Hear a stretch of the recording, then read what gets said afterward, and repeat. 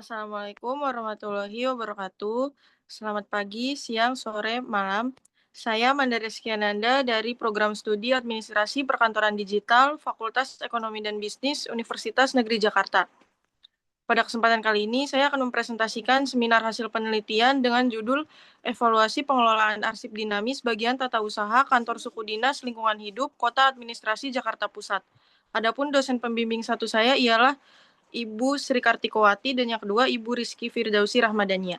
Next.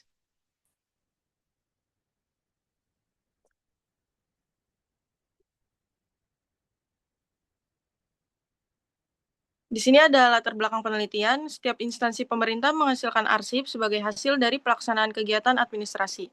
Arsip tersebut perlu dikelola secara sistematis agar mendukung kelancaran tugas organisasi. Pengelolaan arsip dinamis mencakup kegiatan penciptaan, penggunaan, pemeliharaan, hingga penyusutan arsip. Yang dikutip dari Putri et al. Tahun 2023. Pada kantor suku Dinas Lingkungan Hidup, hasil observasi awal menunjukkan bahwa pengelolaan arsip dinamis belum berjalan optimal. Hal ini terlihat dari masih ditemukannya penumpukan berkas, keterbatasan sarana pendukung kearsipan, serta belum optimalnya pelaksanaan penyusutan arsip. Berdasarkan kondisi tersebut, penting untuk melakukan analisis pengelolaan arsip dinamis guna mengetahui sejauh mana proses penciptaan, penggunaan, pemeliharaan, hingga penyusutan telah sesuai dengan regulasi, serta mengidentifikasi kendala dan rekomendasi yang dapat disarankan. Next.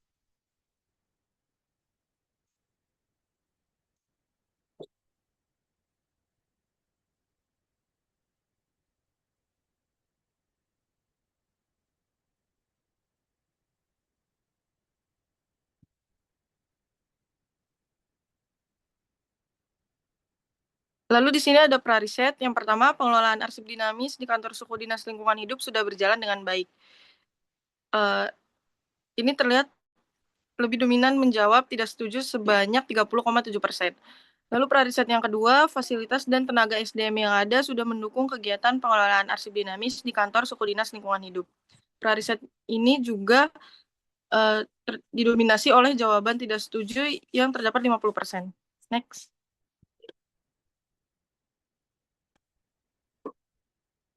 Setelah itu ada pertanyaan dan tujuan penelitian. Pertanyaan penelitian yang pertama, bagaimana pengelolaan? Yang kedua, apa kendala yang dihadapi? Lalu yang ketiga, bagaimana rekomendasi yang dapat disarankan untuk mengatasi kendala? Tujuan penelitian yang pertama ada menganalisis pengelolaan arsip dinamis, yang kedua mengidentifikasi kendala, dan yang ketiga merumuskan rekomendasi. Next.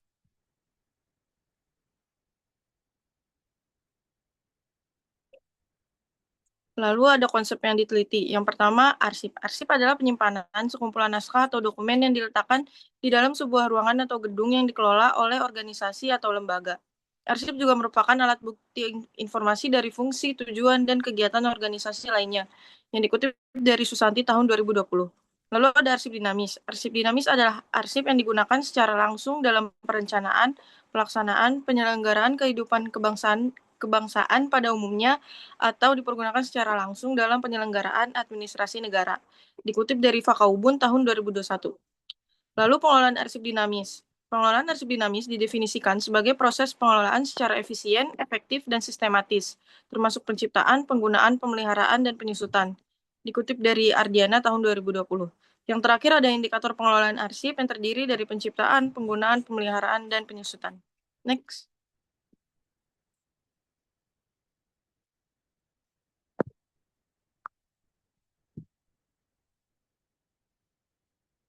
Selanjutnya ada penelitian terdahulu. Yang pertama, evaluasi pengelolaan arsip dinamis sebagai upaya memudahkan temu kembali arsip pada UPT Perpustakaan Proklamator Bung Karno yang dilakukan oleh Dwi Tama tahun 2023.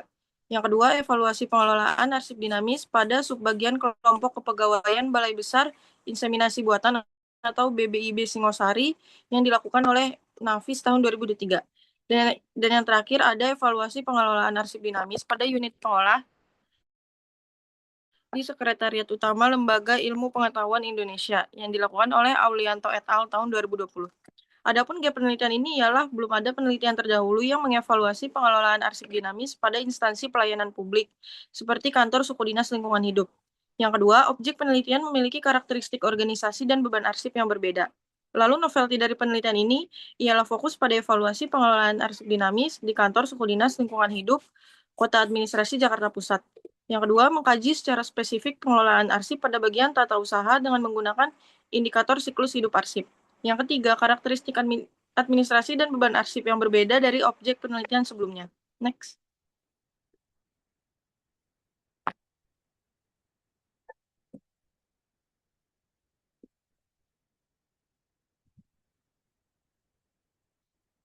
Lalu ada metodologi penelitian. Yang pertama, tempat penelitian. Pelaksanaan penelitian ini dilakukan selama 6 bulan yang dimulai dari bulan September 2025 sampai dengan bulan Februari 2026 yang bertempat di kantor Suku Dinas Lingkungan Hidup Kota Administrasi Jakarta Pusat. Desain penelitian ini menggunakan jenis penelitian kualitatif, sedangkan sumber data penelitian itu digunakan teknik pengambilan sampel yaitu non-probability sampling dengan pendekatan purposive sampling. Sampel diambil sebanyak 4 orang. Next.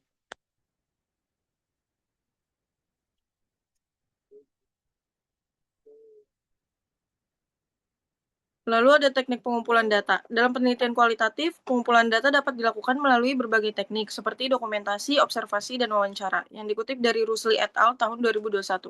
Setelah itu ada teknik keabsahan data. Penelitian ini menggunakan teknik triangulasi. Triangulasi adalah cross-check data dengan membandingkan fakta dari satu sumber dengan sumber yang lain, yang dikutip dari Mekarische tahun 2020. Sedangkan teknik analisis yang digunakan ialah menggunakan model Miles dan Huberman yang terbagi menjadi pengumpulan data, reduksi data, penyajian data, dan kesimpulan atau verifikasi. Next.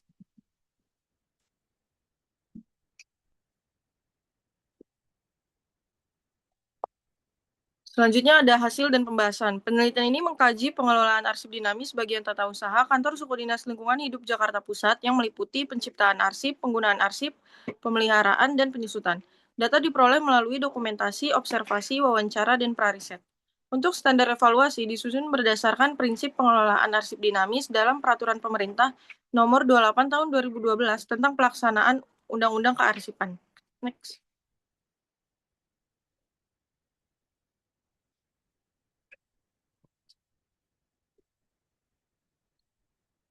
Selanjutnya adalah indikator yang pertama, yaitu penciptaan arsip. Arsip tercipta dari surat masuk dan surat keluar, yang dimana surat masuk dicatat dalam buku agenda. Surat diberikan lembar disposisi, lalu arsip asli disimpan oleh tata usaha. Setelah itu arsip salinan diberikan kepada unit terkait. Adapun di sini tabel hasil evaluasi penciptaan arsip dinamis yang terdiri dari standar evaluasi, kondisi lapangan, serta hasilnya. Yang pertama, arsip yang tercipta harus dikelola melalui kegiatan pencatatan dan pemberkasan secara sistematis. Kondisi di lapangan ialah surat masuk dan surat keluar dicatat menggunakan buku agenda secara manual. Hasilnya sesuai dengan evaluasi. Lalu yang kedua, arsip dikendalikan melalui prosedur penggunaan dan distribusi arsip sesuai sistem administrasi yang berlaku. Kondisi di lapangan ialah surat masuk diberi lembar kendali disposisi sebelum diserahkan kepada pimpinan untuk ditindaklanjuti. Hasilnya sesuai. Yang ketiga, arsip harus dijaga keasliannya melalui pengelolaan dokumen asli dan salinan arsip. Kondisi di lapangan, dokumen asli disimpan oleh tata usaha dan salinan diserahkan kepada unit kerja yang membutuhkan. Hasilnya sesuai. Yang terakhir, penentuan kode sesuai dengan kode klasifikasi. Kondisi di lapangan setelah berkas dicatat, berkas tersebut harus diberi kode klasifikasi berdasarkan isi surat. Hasilnya pun sesuai. Next.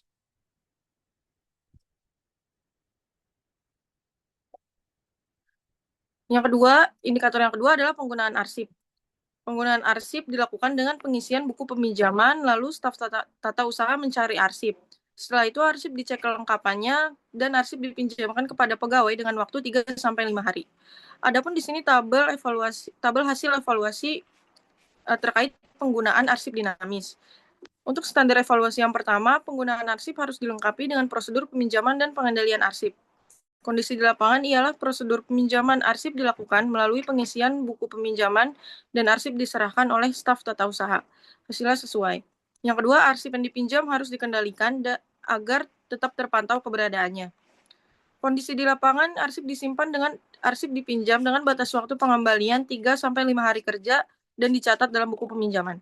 Hasilnya sesuai. Yang terakhir, melakukan pencarian arsip secara elektronik dan manual. Kondisi di lapangan, pencarian arsip dilakukan melalui buku agenda dan e-office. Hasilnya pun sesuai. Next.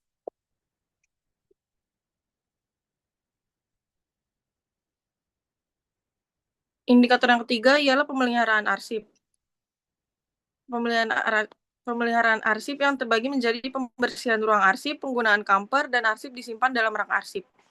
Untuk tabel standar evaluasi, yang pertama pemeliharaan arsip dilakukan untuk menjaga keamanan fisik dan nilai informasi arsip. Kondisi di lapangan, pemeliharaan arsip dilakukan dengan menjaga kebersihan ruangan depo arsip dan menata arsip pada rak dan boxnya. Hasilnya sesuai. Yang kedua, arsip harus dilindungi dari kerusakan akibat serangga, jamur, dan faktor lingkungan. Kondisi di lapangan, pemeliharaan dilakukan dengan menempatkan kamper di sudut ruangan dan sela rak arsip. Hasilnya sesuai. Yang ketiga, pemeliharaan arsip harus dilakukan dengan pengendalian suhu dan kelembaban ruang penyimpanan. Kondisi di lapangan ialah ruang depo arsip belum memiliki pendingin ruangan, sehingga suhu dan kelembaban belum dapat dikontrol secara optimal. Hasilnya belum sesuai dengan standar evaluasi. Yang terakhir, sarana dan prasarana penyimpanan arsip harus mendukung keamanan dan ketahanan arsip. Kondisi di lapangan ialah ruang penyimpanan dan box arsip masih terbatas dan belum sepenuhnya memadai untuk menampung seluruh arsip. Hasil evaluasinya pun belum sesuai. Next.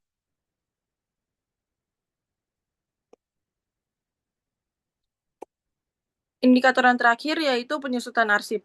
Arsip lama masih tersimpan sejak tahun 1970-an. Arsip inaktif disimpan di depo arsip, sebagian arsip disimpan dalam karung. Untuk tabelnya, yang pertama penyusutan arsip dilakukan berdasarkan jadwal retensi arsip atau JRA. Kondisi lapangan, kantor suku dinas lingkungan hidup telah memiliki JRA. Hasilnya sesuai. Yang kedua, arsip dinamis inaktif harus dipindahkan ke unit kearsipan atau depo arsip. Kondisi di lapangan, arsip dinamis inaktif sebagian telah disimpan di ruang depo arsip. Kondisinya sesuai. Yang ketiga, arsip yang telah habis masa retensinya harus dilakukan penilaian untuk dimusnahkan atau dipermanenkan. Kondisi di lapangan ialah arsip lama masih disimpan tanpa dilakukan penilaian masa retensi. Hasilnya belum sesuai. Yang terakhir, penyusutan arsip harus dilakukan secara terencana dan berkala. Sedangkan kondisi aslinya penyusutan arsip belum dilakukan karena keterbatasan sumber daya manusia dan fokus pada registrasi arsip. Hasilnya belum sesuai. Next.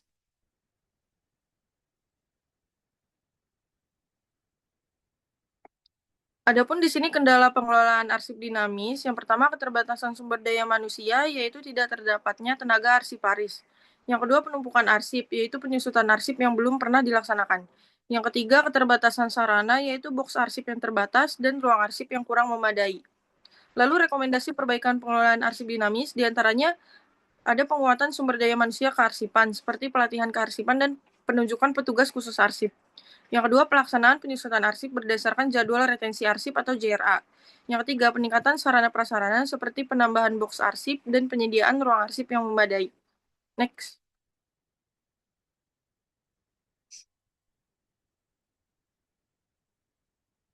Terakhir ada kesimpulan. Kesimpulan yang pertama, pelaksanaan pengelolaan arsip telah dilakukan melalui tahapan penciptaan, penggunaan, pemeliharaan, dan penyusutan. Namun, pemeliharaan dan penyusutan arsip belum optimal, sehingga pengelolaan arsip belum sepenuhnya memenuhi standar. Yang kedua, kendala utama meliputi keterbatasan SDM kearsipan, belum terlaksananya penyusutan arsip secara berkala, serta keterbatasan sarana dan prasarana penyimpanan arsip. Yang terakhir, rekomendasi diarahkan pada penguatan SDM pegawai, pelaksanaan penyusutan arsip berdasarkan jadwal retensi arsip atau JRA, serta peningkatan fasilitas penyimpanan arsip. Next. Sekian yang dapat saya sampaikan, kurang lebihnya mohon maaf. Wassalamualaikum warahmatullahi wabarakatuh.